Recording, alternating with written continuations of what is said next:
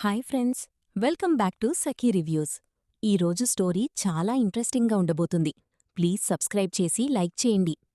నిజం తెలుసుకొని ఊర్వశి చంప పగలగొట్టిన ఆనంది. ఆఫీస్ స్టాఫ్తో ఆదిత్యగారి నా భర్త అని చెప్పుకోలేకపోయిన ఆనంది.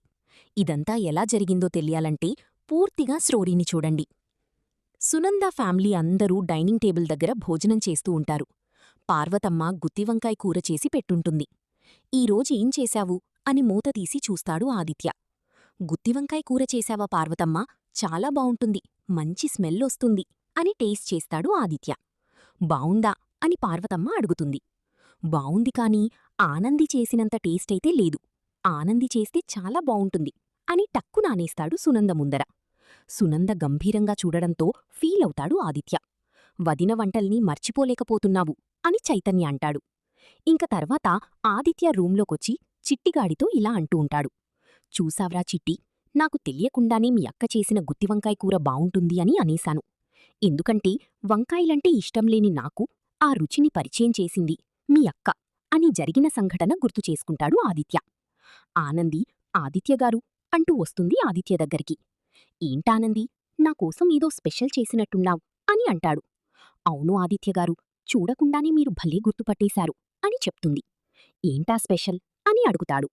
మీరే చూడండి అంటుంది. వంకాయ అని ఆశ్చర్యంగా చూస్తాడు ఆదిత్య. గుత్తివంకాయ కాదు, గుత్తివంకాయ అంటుంది. ఏదో ఒకటేలే, ఇది వంకాయే కదా. అవును, నాకు వంకాయ కర్రీ అంటే ఇష్టముండదు ఆనంది. ఎందుకిష్టముండదు అని అడుగుతుంది. ఏమో నాకు తెలియదు, నేనెప్పుడూ తినలేదు కూడా అంటాడు. ఇదిగోండి, మీరు తినలేదు కదా అని అది బాగోలేదనుకుంటే ఎట్లా? ఒక్కసారి టేస్ట్ చేయండి అంటుంది. వాటిని చూస్తేనే నాకు చిరాకబ్బా అంటాడు. అప్పుడు ఆదిత్య ఆనంది బలవంతం మీద వంకాయని తింటాడు. ఎట్లుంది అనడుగుతుంది ఆనంది. ఇది గుత్తివంకాయ కర్రీలా లేదు, వెన్నపూస తిన్నట్టే ఉంది అని చెప్తాడు. అయితే ఇది కూడా తినండి. ఇంకొక వంకాయ కూడా ఆదిత్యకి తినిపిస్తుంది. ఇదెట్లుంది అనడుగుతుంది. మసాలా ఘాటుతో అద్భుతంగా ఉంది ఆనంది. అయితే ఇదెట్లుందో చెప్పండి అని మరొకటి తినిపిస్తుంది. అబ్బో, ఇన్ని రోజులు ఇలాంటి అద్భుతాన్ని ఎందుకు మిస్సయ్యానో అనిపిస్తుంది ఆనంది. ఆదిత్యగారు, అయితే మొత్తం తినేయండి. "మ్మ్, అబ్బా, సూపర్ ఆనంది. ఇప్పుడు చెప్పండి, వంకాయంటే మీకింకా చిరాకుందా అనడుగుతుంది. అరే, ఇంత అమృతంలా ఉంటే ఇంకా చిరాకు ఎక్కడుంటుంది ఆనంది. నా లైఫ్లో నేను గుత్తివంకాయ కూర ఎప్పుడు తిన్నా, ఎక్కడ తిన్నా నాకు నువ్వే గుర్తొస్తావు. నిజంగానే గుత్తివంకాయ కూర తినగానే మీ అక్కే గుర్తొచ్చిందిరా అంటాడు ఆదిత్య చిట్టిగాడితో. ఇక ఆనంది చైతన్య మెసేజ్ చూసి బాధపడుతూ, మీకు నేను గుర్తొస్తానని నాకు తెలుసు ఆదిత్యగారు అననుకుంటుంది. ఆ రోజు మీ అక్క వండిన గుత్తివంకాయలన్నిటినీ నేనే తినేశాను అని ఆదిత్య కూడా అనుకుంటాడు. ఇక ఆనంది కూడా ఆ రోజు గుత్తివంకాయ కూర జ్ఞాపకాన్ని గుర్తుచేసుకుంటుంది. ఆదిత్యగారు, ఇప్పుడు చెప్పండి, మీ ఫేవరెట్ డిష్ ఏంది అనడుగుతుంది.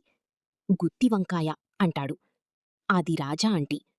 ఏంది లాగుతున్నారు, ఇంకా గుత్తివంకాయలు కావల్నా అనంటుంది.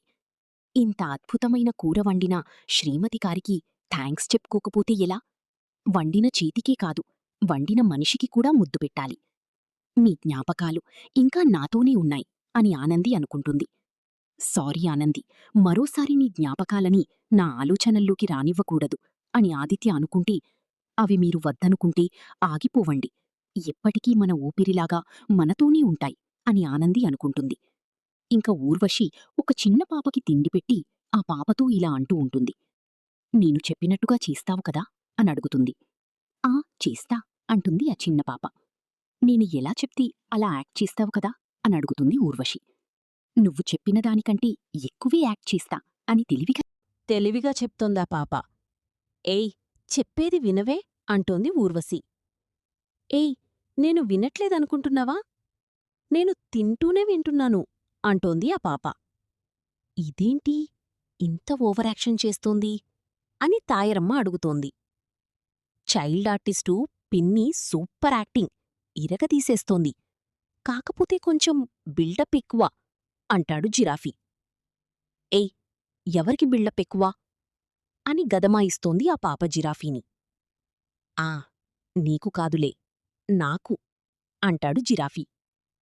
ఏంటి? పొద్దున్నే ఏదో పంచాయితీ పెట్టినట్టున్నారు? ఏంటి? ఏమైంది? ఈ పాపెవరే? అని అప్పుడే వచ్చిన బంగారయ్య అడుగుతాడు. నాన్నా, నిన్న జరిగినదంతా చెప్పాను కదా! ఆదిత్యగారి దృష్టిలో నేను మంచిదాన్నవ్వాలంటే ఏం చెయ్యాలా అని నేను నైటంతా నిద్రపోకుండా 100 రకాలుగా ఆలోచిస్తే నాకొచ్చిన ఆలోచన ఏంటంటే, మానవత్వం, మంచితనం కరువైపోయిన ఈ సమాజంలో అది ఏ కొద్దిమందిలో కనిపించినా ఆ కొద్దిమందిని చాలామంది ఇష్టపడే పరిస్థితి ఉంది. ఆదిత్యగారి మనసు చాలా సున్నితమైనది. ఎవరైనా మంచి పని చేస్తే తను మెచ్చుకుంటారు. అందుకే నేను అదే పని చేద్దామనుకుంటున్నాను అని చెప్తుంది ఊర్వశి. అంటే ఇప్పుడు ఏం చేద్దామనుకుంటున్నావే? అని అడుగుతాడు బంగారయ్య. ఈ పాప అనాథ కాదు, కాని ఈ పాప ఒక అనాథ. ఆరోగ్యం బాలేదు, తనకి ట్రీట్మెంట్ చేయడానికి డబ్బులు లేవు. అందుకే మనం తలో చెయ్యి వేసి ఈ పాప కోసం నిలబడదాం. నా మంత్లీ శాలరీ ఈ పాపకిస్తాను అనిపిస్తుంది శనీను అంటాను అని చెప్తుంది ఊర్వశి.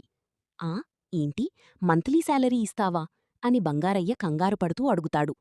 అలా అంటాను అని ఊర్వశి చెప్తుంటే, హి, నిజంగా చెప్తున్నావా అని ఆ పాప అడుగుతుంది. అయ్యో, నువ్వుండవే, నీ పేమెంట్ మాట్లాడుకున్నాం కదా అంటుంది ఊర్వశి ఆ పాపతో. ఆ డీకి ఎంత ఈ పాపకి అని బంగారయ్య అడుగుతాడు. 5000 అని జిరాఫీ చెప్తాడు. ఆ 5000? నాకంటే ఎక్కువే అని ఆశ్చర్యపోతాడు బంగారయ్య. నాన్నా, ఇప్పుడు చైల్డ్ ఆర్టిస్టులకి బాగా డిమాండుంది. అందులోనూ ఇలా అద్భుతంగా నటించేవాళ్లకు ఇంకా డిమాండ్ ఎక్కువుంది అని ఊర్వశి చెప్తుంది. థ్యాంక్స్ అంటుంది ఆ పాప. థ్యాంక్స్ కాదు, ఈరోజు పర్ఫార్మెన్స్ ఇరగదీయాలి అని చెప్తుంది ఊర్వశి. హీ, నువ్వే చూస్తావుగా అంటుంది ఆ పాప.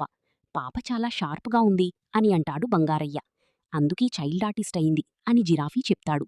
ఊర్వశి, ఇంకొక్కసారి ఆలోచించు, ఏదైనా రిస్క్ అవుతుందేమో అంటుంది తాయారమ్మ.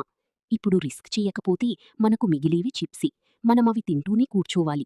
తన కొడుకుని ఎప్పుడు దారిలో పెడతావు, ఎప్పుడు పెళ్లి చేసుకుంటావు అని ఒక పక్కనుంచి సునందగారు నా తల తింటున్నారు. ఒక పక్కనుంచి పోలీసులు నన్ను ఎక్కడ ఎలా పట్టుకుంటారు అని భయంగా ఉంది. ఇంకో పక్కనుంచి పెద్ద అప్పులోడు వచ్చి డబ్బులు ఎప్పుడడుగుతాడో అని అదో భయం ఉంది. తప్పు చేయడానికి చిన్న రిస్క్ చేయాల్సిన పన్లేదు, కాని పెళ్లి చేసుకోవడానికి మాత్రం పెద్ద రిస్క్ చెయ్యాల్సిందే. అందులోనూ ఇప్పుడు మనం డేంజర్ జోన్లో ఉన్నాం అని చెప్తుంది ఊర్వశి. సరే, ఓకే, నీ ఇష్టం అంటుంది Tayaramma. All the best Bujjamma. నువ్వు ఏదైతే అనుకుంటున్నావో దాంట్లో సక్సెస్ అవ్వాలని మనస్ఫూర్తిగా కోరుకుంటున్నాను అని బంగారయ్య అంటాడు. మంచిది పాపా, పదపద వెళ్ళొస్తాంరా అంటూ ఆఫీస్కి వెళ్తారు. ఇంకా ఆదిత్య ఆఫీస్ ఫైల్స్ చూస్తూ ఉంటాడు. అప్పుడే ఆనంది మంచి సారీ కట్టుకొని చక్కటి లుక్లో వస్తుంది. ఒకచోట నిలబడి ఫోన్ మాట్లాడుతూ ఉంటుంది. ఇంకా ఆదిత్య ఆనంది వైపు చూసి తనవైపే చూస్తూ అలా ఉండిపోతాడు. ఇంకా ఆనంది ఆదిత్యని చూసి గుడ్ మార్నింగ్ ఆదిత్యగారు అంటూ అక్కడ్నించి వెళ్ళిపోతుంది. కాని ఆదిత్య ఆనంది వైపే చూస్తూ ఉంటాడు. సార్, సార్ అని పిలుస్తుంది ఆఫీస్లో ఉన్న అమ్మాయి. ఇంకా ఆదిత్య తడబడుతూ అది అంటూ ఉంటాడు. నేను మళ్ళీ వస్తాను సార్ అంటూ వెళ్ళిపోతుందా అమ్మాయి. ఇంకా ఆదిత్య ఆనంది వైపే వెళ్తూ ఒక్కసారిగా ఆగి, ఏంటిది, ఎవరో బలవంతంగా లాగినట్టు మనసు ఎటో వెళ్ళిపోతుంది. ఫోకస్ ఆదిత్య అంటూ అక్కడ్నించి వెళ్ళిపోతాడు. ఇంకా అలీఖ్య జీవనతో ఇలా అంటూ ఉంటుంది. జీవనా, ఊర్వశిని నమ్ముకుని నేను నా టైం వేస్ట్ చేస్తున్నా అనిపిస్తుంది అని అంటుంది. ఎందుకలా అనిపిస్తుంది జీవన అడుగుతుంది. అది వచ్చి ఎన్ని రోజులవుతుంది? ఇప్పటివరకు ఒక్కసారైనా ఆనందని ఆదిత్యని దూరం చేసే పని ఏదైనా చేసిందా అని అలేఖ్య అంటుంది. కంగారు పడకు అలేఖ్య, ఊర్వశి అదే పనిలో ఉంది. ముందు ఊర్వశి తన బెస్ట్ అని ప్రూవ్ చేసుకుని అని జీవన చెప్తూ ఉంటే అప్పుడు ఆదిత్య నన్ను పెళ్లి చేసుకోవడానికి ఒప్పిస్తుంది కదా అని అమాయకంగా అడుగుతుంది అలేఖ్య. నిజం తెలిస్తే ఈ బిల్డింగ్ మీద నుంచి దూకేయడం ఖాయం అని జీవన మనసులో అనుకుంటుంది. మాట్లాడవేంటి జీవనా? అదుగో ఊర్వశి వస్తోంది. ఒక పాపని కూడా తీసుకొస్తోంది. వాళ్ల పాప? ఒసే, ఊర్వశికి ఇంకా పెళ్లి కాలేదే? వాళ్ల చెల్లెలేమోలే, ఆ పిల్లేదో తేడాగా ఉంది. చూద్దాం పద అంటూ వెళ్తారు ఇద్దరు. Good morning boss. Good morning. My dear colleagues, please all of you listen అని ఊరేసి ఆఫీస్ స్టాఫ్తో అంటూ ఉంటే ఊర్వశి ఎవరి పాప అని అడుగుతుంది ఆనంది. ఏం చెప్పమంటారు? మనుషుల్లో స్వార్థం పెరిగిపోతుంది. సమాజమంటే ఏంటి? జనమే కదా అని ఊర్వశి చెప్తూ ఉంటే అందరూ అక్కడికి వస్తారు సునందతో పాటు. కాని ఒక మనిషి సాటి మనిషిని పట్టించుకోడే అని ఊర్వశి చెప్తూ ఉంటే, హెలో మేడం, మేమడిగేది ఈ పాప ఎవరు అని చైతన్య అడుగుతాడు. అక్కడికే వస్తున్నాను చైతన్యగారు. మానవత్వం లేని సమాజానికి ఈ పాప ఒక ఉదాహరణ. పాపకి హార్ట్ ప్రాబ్లముంది. తను ఒక అనాథ. పేదవాడికి వైద్యం ఎంత ఖరీదైందో మనకి తెలుసు. అలాంటిది ఇంకా అనాథల పరిస్థితి ఏంటి? అందుకే నాకీ పాప గురించి తెలియగానే నా ఆర్థిక స్తోమత ఈ పాపని ఆదుకోవడానికి సరిపోకపోయినా నా వంతు సాయంగా నా 1 మంత్ శాలరీ ఈ పాప హాస్పిటల్ ఖర్చులకి డొనేట్ చెయ్యాలనుకుంటున్నా అని ఊర్వశి చెప్పగానే అందరూ లేచి చప్పట్లు కొడతారు. నేను మీ నుంచి ఏ చప్పట్లు ఆశించడం లేదు, సాయం ఆశిస్తున్నాను. మంచి మనసున్న మనుషులు మన చుట్టూ ఉన్నారన్న నమ్మకంతోనే ఈ పాపని ఇక్కడికి తీసుకొచ్చాను అని ఊర్వశి చెప్తుంది. చాలా మంచి పని చేశావు ఊర్వశి. Thank you boss. మనం మన సొసైటీకి ఎంతో కొంత ఉపయోగపడాలి అన్న నీ ఆలోచనని నేను అప్రిషియేట్ చేస్తున్నాను. గ్రేట్ జాబ్ అంటాడు ఆదిత్య. థ్యాంక్యూ అంటే ఊర్వశి షేక్యాండ్ ఇస్తుంది ఆదిత్యకి. ఇద్దరూ అలా చెయ్యిని ఊపుతూ ఉంటే చైతన్య, శశికాంత్, ఆనంది, అలీఖ్య అలాగే చూస్తారు తేడాగా. సునంద, జీవన మటుకు సంతోషపడిపోతారు. ఊర్వశి చెయ్యిని చూసుకుని మురిసిపోతుంది. మనం తప్పకుండా ఈ పాపకి హెల్ప్ చేద్దాం అంటాడు ఆదిత్య. ఏదైతేని ఊర్వశి మంచిదని ఆదిత్యకి అర్థమైంది అని సునంద అనుకుంటుంది. గుడ్ జాబ్ ఊర్వశీగారు అని చైతన్య అంటాడు. చాలా మంచి పని చేశావమ్మా అంటాడు శశికాంత్. మంచి పని చేశావు ఊర్వశీ అని ఆనంది కూడా అంటుంది. ఇది మామూలు మంచి పని కాదానంది. ఇలా ఎవరాలోచిస్తారు చెప్పు? గ్రేట్ అని పొగుడుతుంది జీవన. వన్స్ అగెయిన్ అంటూ పక్కనే ఉన్న ఒక ట్రేని తీసుకుని వచ్చి టేబుల్ మీద పెడుతుంది ఊర్వశి. మీరంతా చందాలు వేసి పాప హాస్పిటల్ ఖర్చులకి సాయం చేస్తారు అనుకుంటున్నాను అని చెప్తుంది ఊర్వశి. అక్కడున్నవాళ్లందరూ తమకి తోచింది ఆ ట్రేలో ఉంచుతారు. మన కంపెనీ తరపునుంచి నేను చెక్కిస్తున్నాను అని ఆదిత్య చెక్కు తెచ్చి ఇస్తాడు. ఎంత సార్ అని సంబరపడిపోయి అడుగుతుంది ఊర్వశి. 10 lakhs అంటాడు. 10 లక్షలా అని ఆశ్చర్యపోతారు ఊర్వశి చిన్నపాప. ఎస్, ముందు పాపని హాస్పిటల్లో అడ్మిట్ చేయించండి. ఒకవేళ ఈ అమౌంట్ సరిపోకపోతే ఇంకా ఇస్తాను అంటాడు ఆదిత్య. మీరు దేవుడు బాస్ అంటుంది ఊర్వశి. మధ్యలో కల్పించుకుని అలీఖ్య, అవును, ఆదిత్య ఎప్పుడూ మంచి పనులే చేస్తాడు, ఐ లైక్ హిమ్ అంటుంది అలీఖ్య. ఊర్వశి, ఈ పాప బాధ్యత నువ్వే తీసుకుంటున్నావు కాబట్టి ఈ చెక్కు నువ్వే తీసుకో అంటాడు ఆదిత్య. ఇంక ఊర్వశి ఆ పాపవైపు చూసి చిల్లర నీకు, చెక్కు నాకు అని మనసులో అనుకుంటుంది. దాంట్లో వాటా నేను అడుగుతాగా అని ఆ పిల్ల కూడా తెలివిగా మనసులో అనుకుంటుంది. బాస్, మీ ఫోటో ఒకటి పాప ఇంట్లో పెట్టాలి అని ఊర్వశి అంటే, ఎందుకు అంటాడు చైతన్య. పూజ చేసుకోవడానికి అని చెప్తుంది ఊర్వశి. నోనో, నా ఫోటో కాదు, నీ ఫోటో పెట్టుకోవాలి. ఎందుకంటే నేను కేవలం డబ్బులు మాత్రమే సహాయం చేస్తున్నాను. దీనంతటికి కారణం ఎవరు? నువ్వు. పక్కవాడు ఏమైపోయినా పర్వాలేదు అని పట్టించుకోకుండా పరుగులు పెట్టే ఈ సొసైటీలో నీ పని నువ్వు చేసుకుంటూ ఒక పాప ఆరోగ్యం గురించి కూడా ఆలోచించి తన ప్రాణాన్ని కాపాడాలి అనుకున్నావు. నీ స్తోమత సరిపోదు అని తెలిసినా కూడా సాయం చెయ్యాలి అనుకున్నావు అని ఆదిత్య చెప్తుంటే, మనకు కావాల్సింది ఇదే కదా అని మనసులో అనుకుంటుంది ఊర్వశి. ఇలా ఎవరు ఆలోచిస్తారు చెప్పు అంటూ ఉంటాడు ఆదిత్య.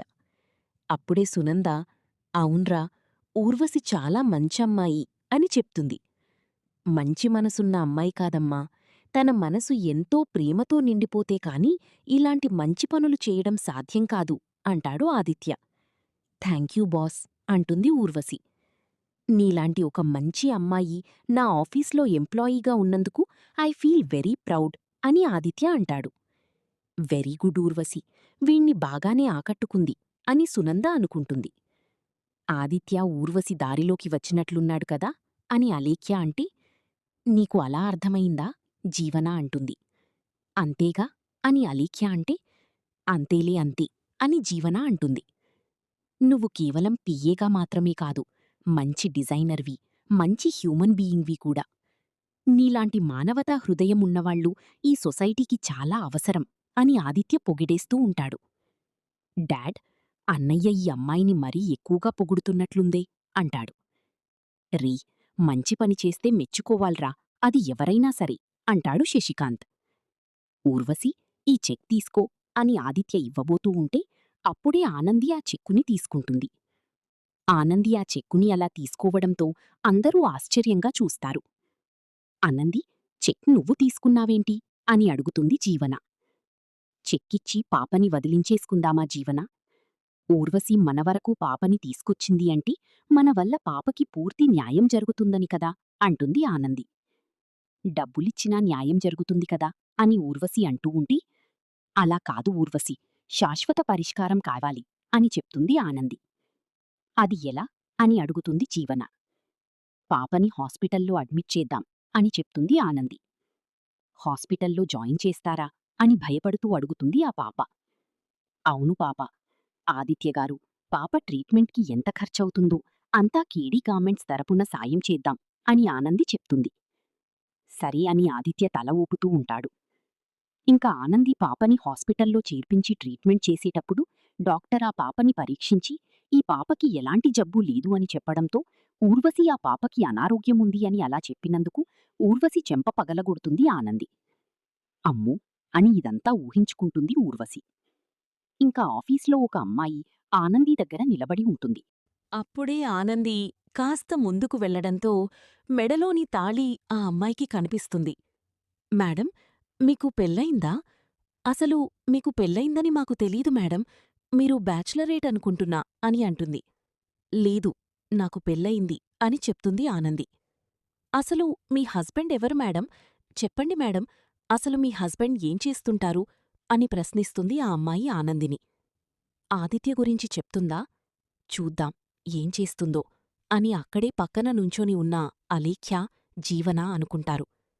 మరోవైపు ఆదిత్య ఫోన్ మాట్లాడుతూ ఉంటాడు. చెప్పండి మేడం, ఒకసారి ఆయన ఫోటో చూపిస్తారా అని అడుగుతుంది ఆ అమ్మాయి. కాని ఆనంది ఏమీ చెప్పలేకపోతుంది. మరిన్ని అప్డేట్స్ కోసం ప్లీజ్ సబ్స్క్రైబ్ చేసి లైక్ చేయండి.